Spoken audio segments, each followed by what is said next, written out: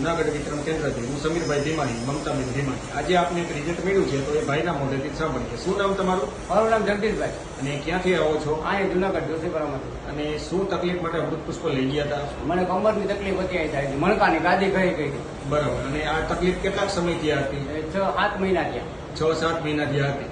બરાબર છે. પછી તમે અમૃત પુષ્પ લઈ ગયા. હા, આપણે કેટલી બોટલનો કોર્સ પૂરો થયો? 1 બોટલનો કોર્સ પૂરો કર્યો છે. બરાબર. તમારી દ્રષ્ટિએ કેટલું રિઝલ્ટ છે?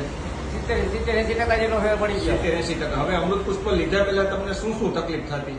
આ કમરની તકલીફ હતી, ઊભું થવામાં તકલીફ પડતી, બેહી ના આવતો, બરાબર છે. અહીંયા દુખતો, વધારે હાલી નો આવતો, બરાબર છે. બહુ દુખાવો થતો. બરાબર. હવે 1 બોટલ પૂરી થઈ. 1 બોટલ. હવે અત્યારે આ બધી પરિસ્થિતિમાં કેટલો ફેર તમારી દ્રષ્ટિએ? હવે મારી દ્રષ્ટિએ 70-80% કરતા વધારે થઈ ગયો ફેર. હવે જે આ બધું હાલવા ચાલવામાં અને ઉઠવા કાંઈ બેસવામાં નથી તકલીફ થતી. એમાં થોડું ઘણું 20-30% જેવું થોડું ઘણું હજી વધારે ક્યારેક દુખી જાય છે. બરાબર એટલે આ છે. બીજી બોટલનો કોર્સ ટૂંકમાં 60-70% એક જ બોટલથી ફાયદો એક જ થઈ બોટલ, ગયો. હા, એક જ બોટલ. અહીંથી તમને શું શું આપવામાં આવ્યું હતું?